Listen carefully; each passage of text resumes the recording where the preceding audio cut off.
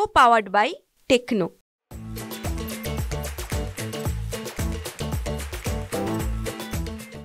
रत्नागिरी जिल्हा मानला जातो, तर शिवसेना रत्नागिरी जिल्ह्यात किती जागा लढवणार?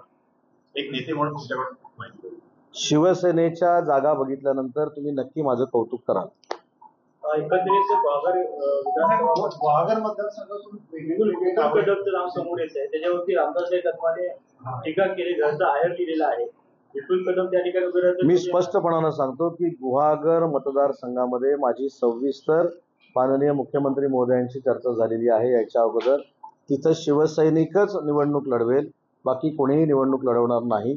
नातेवाईकांच्या निवडणूक लढवण्याचा प्रश्न जो तयार केलेला आहे किंवा तयार झालेला आहे त्याच्याशी शिवसेना पक्ष म्हणून आम्ही सहमत नाही आहोत. परंतु एकच विनंती भाईंना देखील आहे की भाई हे शिवसेनेचे नेते आहेत. भाईंचा गैरसमज झाल्यानंतर ते डायरेक्ट शिंदे साहेबांशी बोलू शकतात. त्याच्यामुळे तिकीट जाहीर झालं असतं आणि मग काही निर्माण झालं असतं तर ठीक आहे. अजून तिकिटाची चर्चा पण नाही. गुहागर कोणाला सोडायचंय कोणाला घ्यायचं ह्याच्यावर देखील चर्चा नाही. विपुल कदमाने बॅनर लावले आणि त्यांनी इच्छा व्यक्त केली, याचा अर्थ एबी फॉर्म त्यांना मिळाला असं होत नाही. पण मी जबाबदारीनं सांगतो की कुठेही निर्णय नातेवाईकांना द्यायचा हा एकनाथ शिंदे साहेबांनी घेतलेला नाही. हे स्पष्ट साहेबांची माझ्याशी चर्चा झालेली आहे. खासदार श्रीकांत शिंदे साहेबांची देखील चर्चा झालेली आहे.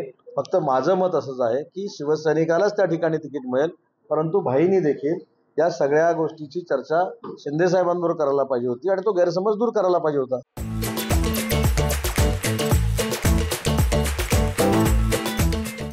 तिथं देखील पंतप्रधान नरेंद्र मोदी साहेबच झाले.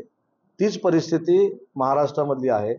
किती बोंबाबोंब जरी केली, किती शिव्या जरी घातल्या, किती घाणेरडं आम्हाला जरी बोललं तर आमची मतं वाढतायत. महाराष्ट्राला कळतंय की राजकीय संस्कृती काय लयाला गेलेली आहे. त्याच्यामुळे आम्ही जे विकासात्मक काम करून टीका न करता महाराष्ट्राला पण दाखवून देतोय की आम्ही असल्या फालतू टीकेला किंमत देत नाही. आम्ही आमचं काम करत चाललेलो आहोत आणि त्याचा परिणाम त्यांनी सारखं बोलत राहावं.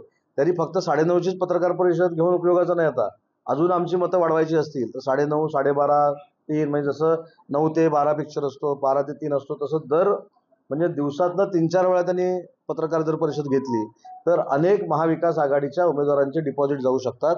तर माझी त्यांना तुमच्या पत्रकारच्या माध्यमातून विनंती आहे की टायमिंग देखील बदलावं, सकाळीच सुरू करावं, जेणेकरून सकाळपासून संध्याकाळपर्यंत आम्हाला प्रचार करावा लागणार नाही.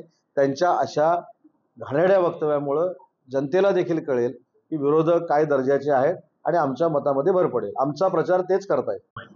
शिवसेनेच्या जागा बघितल्यानंतर तुम्ही नक्की माझं कौतुक कराल. एकंदरीत वाघर मतदारसंघातून नाव समोर येत आहे, त्याच्यावरती रामदास कदमाने टीका केली, घरचा आहेर दिलेला आहे. विपुल कदम त्या ठिकाणी मी स्पष्टपणानं सांगतो की गुहागर मतदारसंघामध्ये माझी सविस्तर माननीय मुख्यमंत्री महोदयांची चर्चा झालेली आहे. याच्या अगोदर तिथं शिवसैनिकच निवडणूक लढवेल, बाकी कोणीही निवडणूक लढवणार नाही.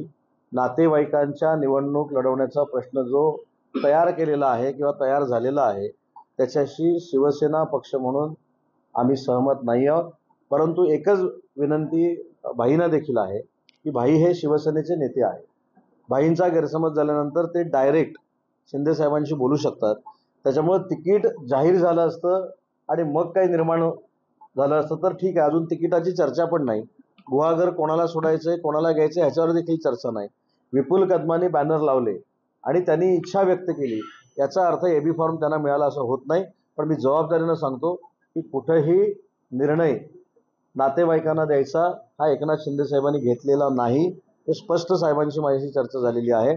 खासदार श्रीकांत शिंदे साहेबांची देखील चर्चा झालेली आहे. फक्त माझं मत असंच आहे की शिवसैनिकालाच त्या ठिकाणी तिकीट मिळेल, परंतु भाईंनी देखील या सगळ्या गोष्टीची चर्चा शिंदे साहेबांबरोबर करायला पाहिजे होती आणि तो गैरसमज दूर करायला पाहिजे होता.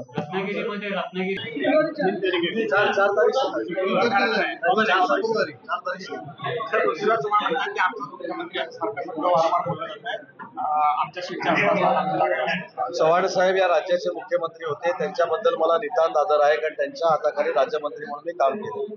परंतु त्यांना मुख्यमंत्र्याची अपेक्षा असताना उबाठाचं म्हणणं आहे त्यांना मुख्यमंत्रीपद पाहिजे.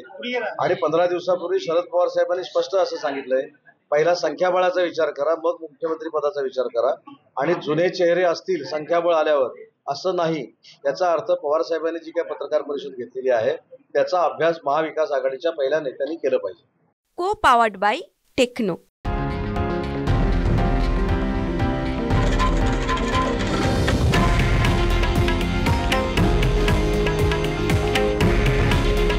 हे आहे देशातील नंबर 1 न्यूज नेटवर्क आणि आपण पाहत आहात TV9 मराठी. काळजी तुमची, हित महाराष्ट्राचं.